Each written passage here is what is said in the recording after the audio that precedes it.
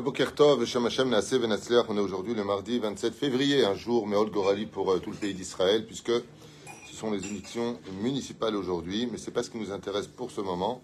Shiur acheté, Bezrat Hashem, en ce Yutret du mois de Hadar Aleph. Yutret, c'est bon signe, ça veut dire Chai.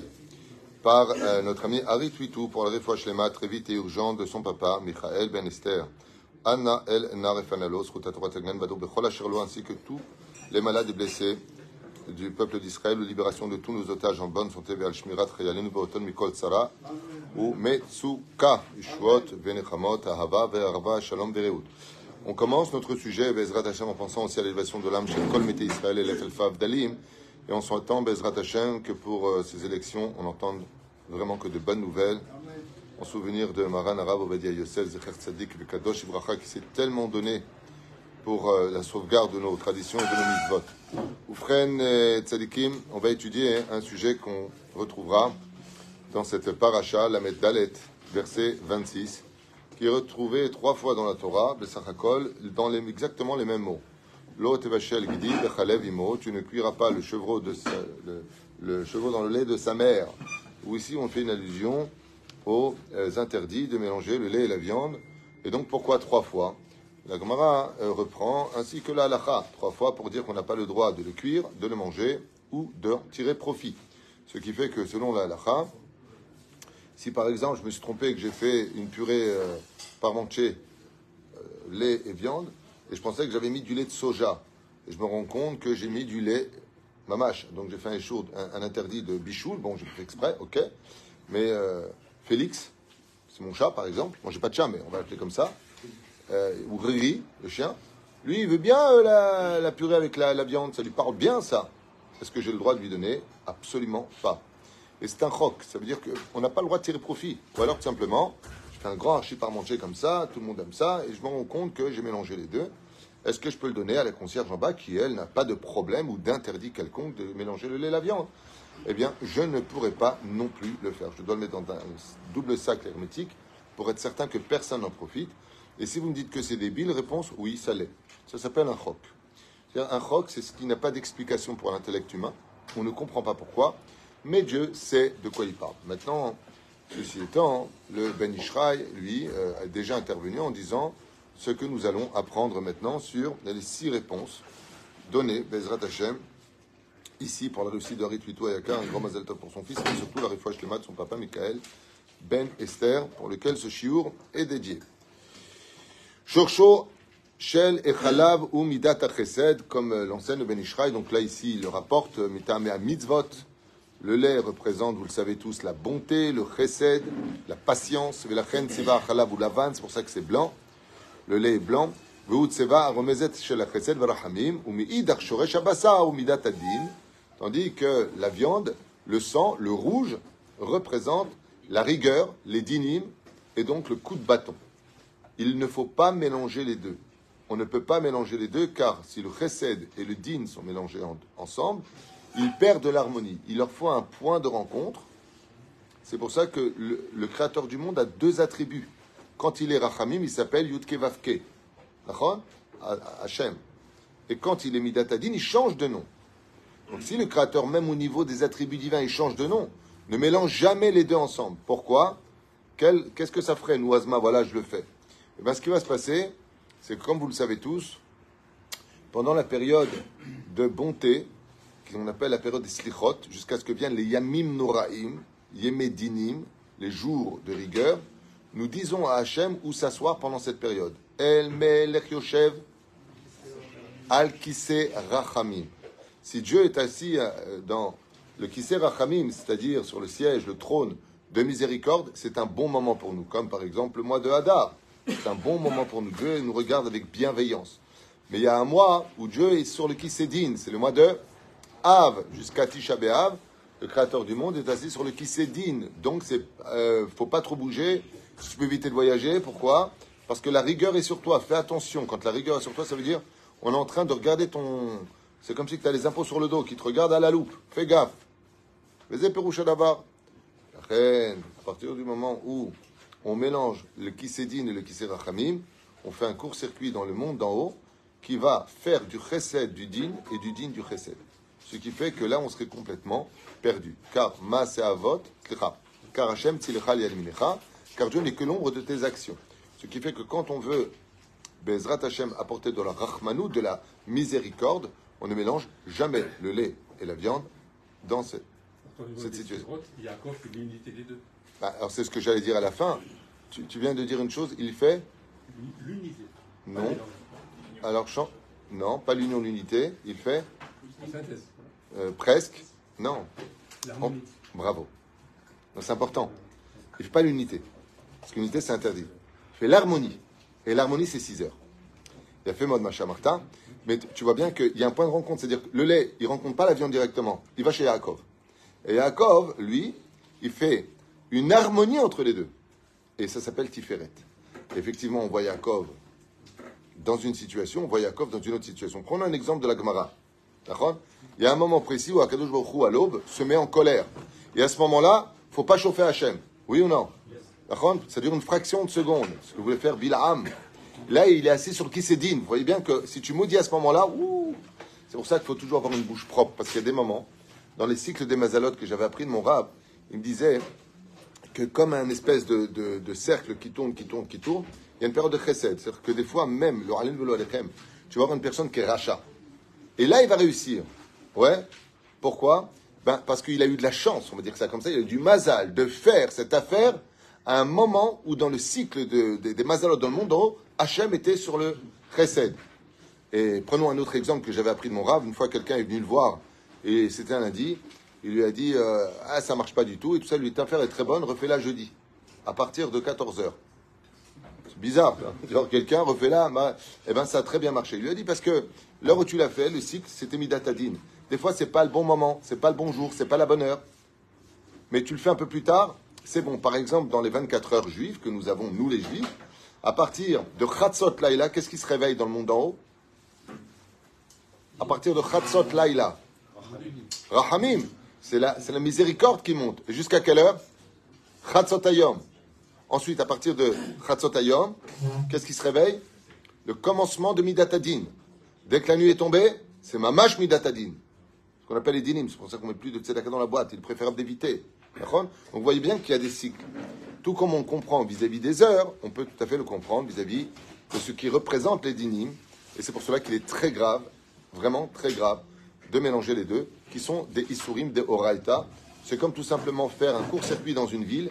Qu'est-ce qui va se passer ? Tout le monde se retrouvera dans l'obscurité. Deuxième explication, mutar le'echol et abasar le'atzmo, v'chen mutar le'echol et achalav benifrad. Les deux ne sont pas interdits séparément. Ulam en le'arvev otam yachad. Mais le mélange des deux est strictement interdit. Eyot she'bechiburam shel abasar v'achalav yachad, yosek ke'en klaim. Alors ici, il donne un exemple sympathique, au nom du Tikkuné Azohar.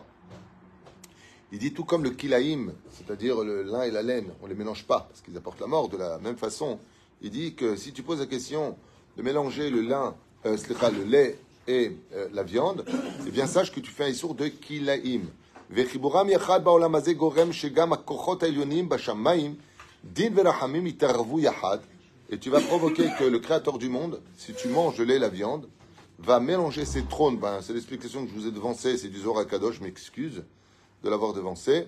Vedavarze enotov la'olam, et tu vas déséquilibrer le monde, car le Créateur du monde agit selon nos actions à nous, c'est à nous d'agir en conséquence. C'est pour ça que quand il y a des décrets, il est bon de mettre de la tzedaka, de payer quelqu'un qui étudie la Torah, de prendre un cours de Torah, fais quelque chose, agis dans ce monde, un peu à l'image de la crécelle qu'on tient du bas pour faire tourner les mondes d'en haut.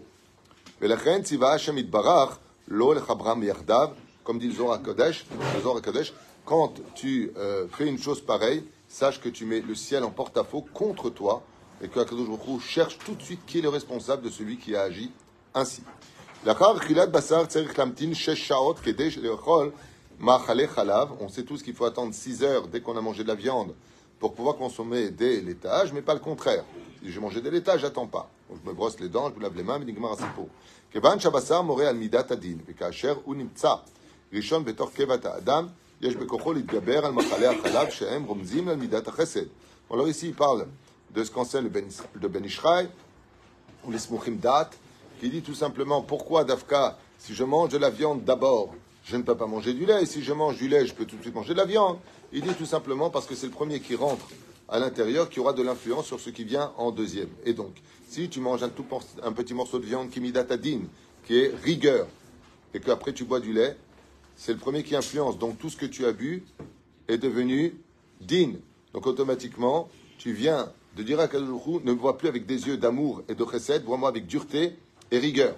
Donc tu as fait une grave erreur. Mais par contre, si tu as mangé des laitages, qui midata chesed, et qu'ensuite tu manges de la viande, qui sont les dinim, qui sont la rigueur, étant donné que le premier qui est rentré dans l'estomac, c'est le lait, le chesed, ainsi donc, même le din devient du chesed. Donc, en bezebaya. Okay. Ce mélange vaut aussi pour le plan intellectuel, spirituel, Donne-moi un seulement exemple. alimentaire. Donne-moi un exemple. Les connaissances, par exemple. Ça mélangeait beaucoup de connaissances. Ah, c'est intéressant ce que tu dis par rapport au Rambam, qui a conclu qu'on ne le dit pas. Mais le Rabbi a repris cette réflexion et il dit qu'avant, par exemple, rendre beaucoup de chesed, rendre beaucoup de Torah en toi jusqu'à l'âge de 20 ans, jusqu'à ce que tu sois mature, que tu aies vraiment des réponses à donner à ce monde, que tu aies vraiment compris l'essence même du pourquoi de ta vie sur Terre, que tout est vanité des vanités, qu'on ne prend rien avec soi et qu'on perd son temps chaque jour à courir après des choses qu'on ne prendra pas avec nous, ou qui, à la limite, après qu'on les a acquis, ne nous intéressent plus. Et donc, dans la chassidoute, ils ont cette réflexion. D'abord Torah, Torah, Torah, Torah, Torah, sinon après Torah pas. Donc d'abord Torah, et ensuite apprends un métier à tes enfants à l'âge de 20 ans, comme l'a dit le Rabbi, qui a pris d'ailleurs à son époque l'avion pour aller passer son doctorat en France, et qui a prouvé que c'est pas parce que tu étudies la Torah que tu ne sauras pas avoir tes examens, bien au contraire, et mon fils Yehuda est là pour le prouver, il n'a jamais été dans une école laïque de sa vie, il a déjà Torah Rishon, il a déjà un diplôme, et sans problème, il a eu avec 96 sur 100. Donc, c'est pas du tout le côté intellectuel qui te guérira ou qui te donnera les moyens d'agir en conséquence, car quand un esprit est fusé à étudier, parce qu'il ne connaissait pas, donc il a dû étudier, ouais, donc il a dû étudier. Ainsi donc, Baruch Hashem. Et à ce propos de l'étude, j'ai découvert il y a 2 jours une chose que je ne savais pas en 38 ans ici, c'est que pour devenir médecin en Israël, les Israéliens juifs, à propos de la ségrégation, dans le cas où ça vous intéresse, j'ai appris ça, vous pouvez vérifier, hein, c'est incroyable. Ouais, ils doivent avoir 800 points, tu sais, pour le psychométrie, ce qui est extrêmement dur. Ouais. Tandis que les Arabes, 600 suffit. Deuxième chose, pour les Juifs, les études sont payantes, tandis que pour les Arabes du pays d'Israël, elles sont gratuites. Donc quand vous parlez d'apartheid, vous avez raison, mais c'est dans le sens contraire. C'est-à-dire que nous, on doit prouver plus et on paye nos études, tandis que nos cousins, eux, ils ne paient rien. Hein, ils ne paient rien, mais ils n'ont même pas d'Arnola là où ils vivent, tandis que nous, on a les taxes foncières. Donc vous avez raison, non mais c'est juste une parenthèse comme ça, quand vous dites qu'il y a un apartheid en Israël, ouais, mais c'est juste le contraire. C'est nous qui sommes désavantagés et eux qui sont avantagés. Non, juste dans le cas où vous n'êtes pas au courant. On a des médecins, on a des avocats en Israël, on a plus de 2,5 millions d'Arabes qui vivent dans le pays avec une Teudat Zéhout israélienne. Juste pour fermer la parenthèse entre le lait et la viande. Akadosh Baruch Hu, Yatzar et Adam bivriyat ha'olam, venatan bo tselem elokim sheneemar. Quand Dieu a créé le monde, cher professeur, il a créé l'homme à son image, de façon illusionnée, bien sûr, c'est une métaphore. Comme c'est marqué qui betzelem elokim asa et Adam, car Dieu créa l'homme à son image. Ça veut dire quoi à son image d'après vous? Son ombre. Il a créé, il a regardé. Ça veut dire quoi quand on dit Dieu il a fait l'homme à son image? Il a fait une image, il a créé l'image. Bonne réponse. Il a fait une ressemblance. Alors, Gamara répond à son image, c'est-à-dire non pas physiquement, car Dieu n'est pas physique, mais selon ses vertus. Il est patient, alors sois patient. Il est bon, alors sois bon. Il est tunisien, sois tunisien. Voilà, que des trucs comme ça.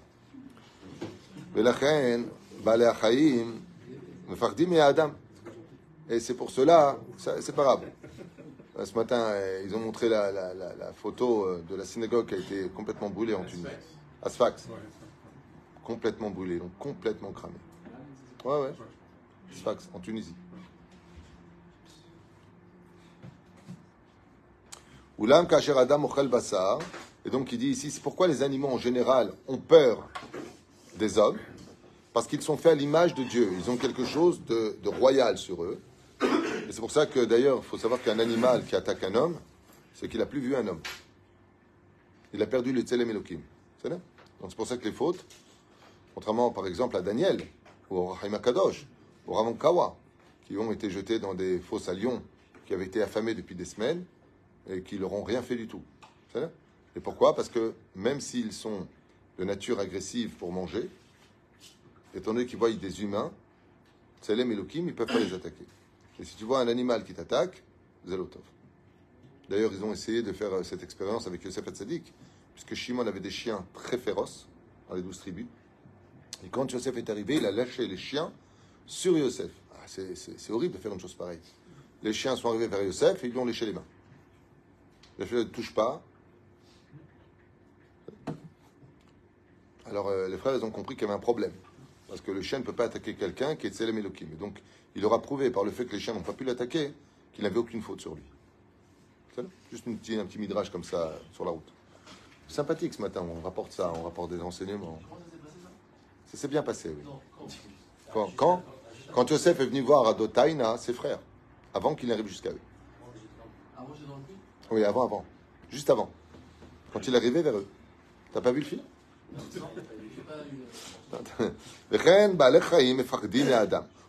Cependant, quand un homme mange de la viande et du lait,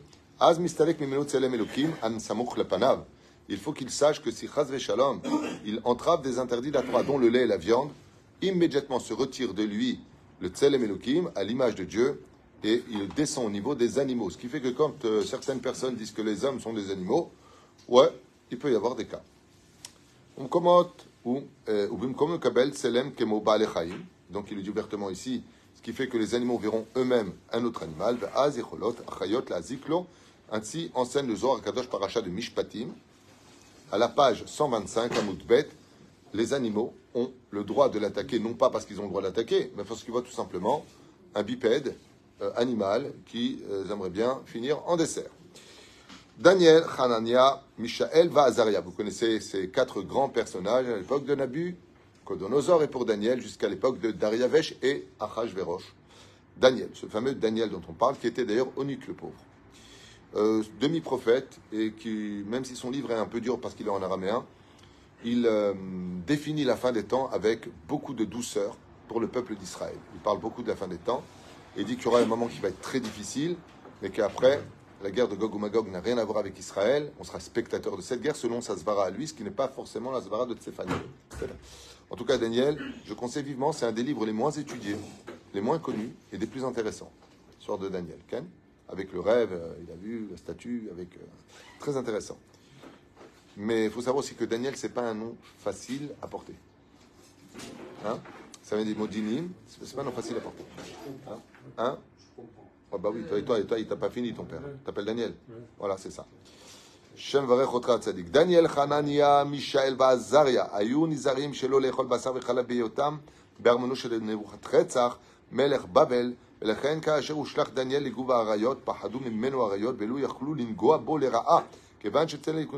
Alors eux, quand ils étaient chez Nabucodonosor, ils faisaient très attention de ne manger bichlal jamais ni du lait ni de la viande chez eux. Pour plusieurs raisons, peut-être qu'il n'y a pas de cache-route, mais en tout cas, quoi qu'il advienne, il dit ici, car ils savaient que pour la moindre petite erreur, ils seraient jetés dans les fours au lion, ce qui s'est réellement passé, et donc ils voulaient garder absolument le Tselem Elohim, de peur qu'on leur mélange, sans qu'ils le sachent, du lait et de la viande. Ainsi donc, ils disaient qu'ils étaient allergiques et qu'ils ne pouvaient pas le consommer pour garder le Tselem Adam et non pas le Tselem Elohim.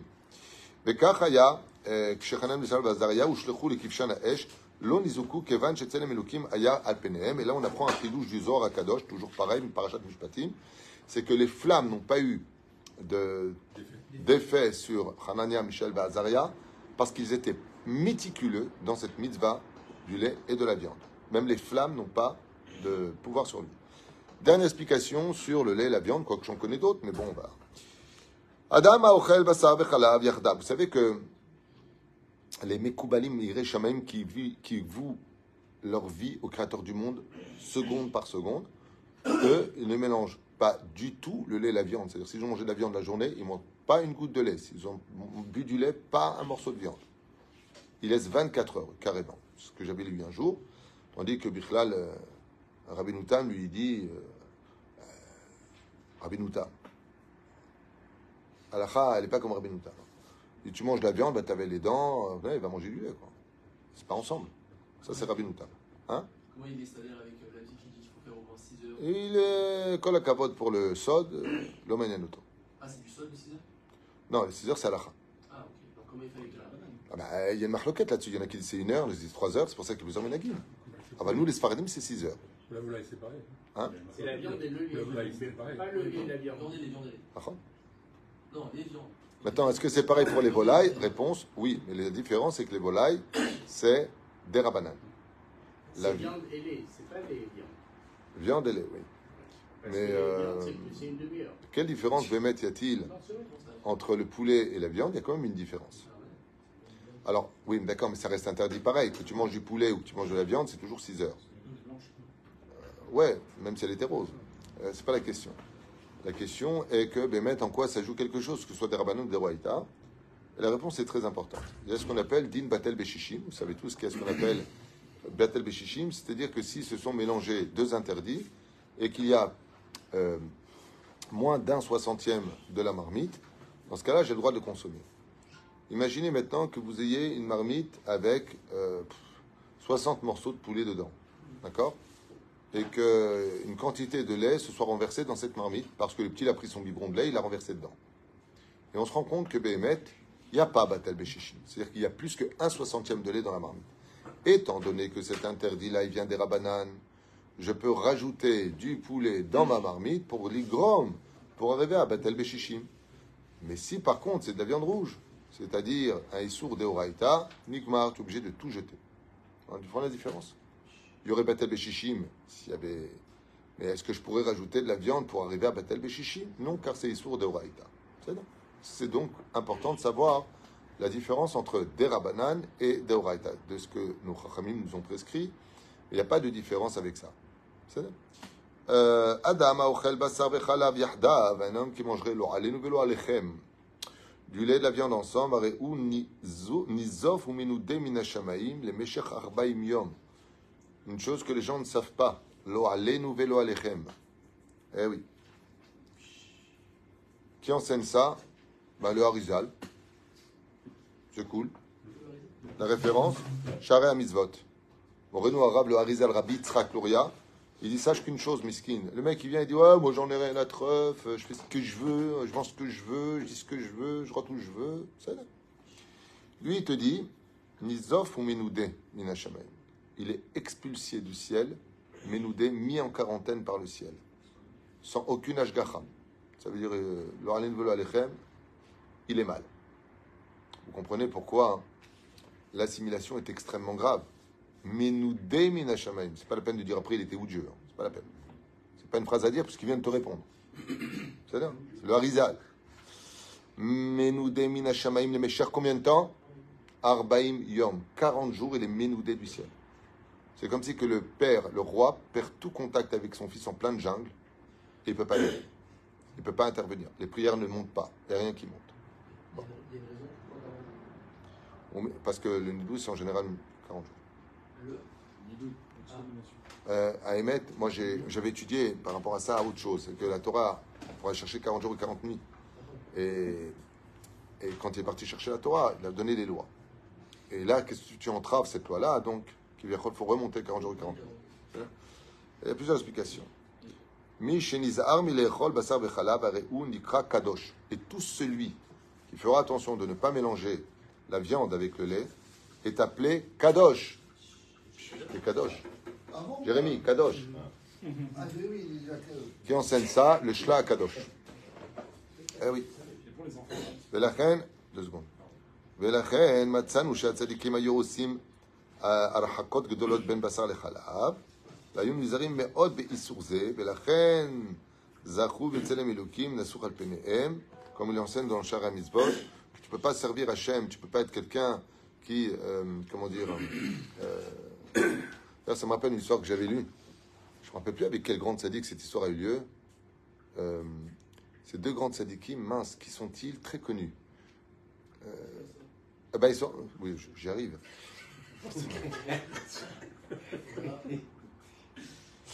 C'est 2 tzadikim comme ça qui s'assoient dans une auberge et l'aubergiste, donc kasher, il ne fait pas attention entre la viande et le lait. Alors, ce tzadik, il le regarde comme ça et lui dit tu devrais acheter 2 lits dans ta chambre et commencer à être Shomer Nida. Parce que tu fais un Issour, vous savez que celui qui n'est pas Shomer Nida, Oilo Beyomadin, Oilo, Mamash Oilo. Et d'ailleurs, j'ai fait un cours qui s'appelle Les secrets de la Nida que je vous conseille de regarder sur ce sujet-là. Et l'aubergiste lui dit, mais comment tu le sais? Il lui a dit, celui qui ne fait pas attention au lait à la viande, tu peux être certain qu'il ne fait pas non plus attention à la Nida, c'est-à-dire aux interdits de la Nida. Ainsi donc, on est appelé Kadosh et on garde le Tselem Elokim comme on l'a rappelé. En ce qui concerne les enfants, c'est que de l'éducation. Ça veut dire qu'à partir du moment où le petit, il est petit, il a mangé sa viande, et après quelques minutes, il veut un yaourt, on pourrait lui donner, juste en lui tendant un petit peu la bouche. Et puis, plus il grandira, plus on lui apprendra à attendre jusqu'à sa bar mitzvah, où il attendra définitivement 6 heures comme tout le monde. Voilà, c'était notre premier cours, en espérant Bezrat Hashem, Shakosh Baruch Hu Yishlach Na Refoua Shlema Achlama Mera Ubriut Etana L'Hashem Atov Ushnotav Ba Neimim Bezrat Hashem pour Michael Ben Esther, à qui on souhaite beaucoup de santé. Comment vous expliquez le lien que l'enfant a avec sa mère quand il boit le lait de sa mère, c'est du sang transformé en lait? Alors, le lait, c'est marrant parce que Nifsak Alachal et Maaseh, que le lait de la maman n'est pas du lait. C'est-à-dire que si maintenant, c'est des fois les mamans, elles sortent le lait de leur poitrine, et comment on appelle ça? Le tire-lait. Et puis maintenant, imagine que le tire-lait, le lait soit tombé dans une marmite de viande. En din chalav, ce n'est pas du chalav. Il y a plusieurs choses qui n'ont pas du chalav, le lait d'amande, le lait Le lait maternisé aujourd'hui aussi? Non, alors ça par contre, non, c'est marqué poudre de lait. C'est marqué dessus. Enfin, je me rappelle, quand j'étais petit, il y avait marqué poudre de lait. Voilà, Baruch Adonai l'olam amen v'amen. Il y a peut-être un prochain cours tout de suite après. Kol tov.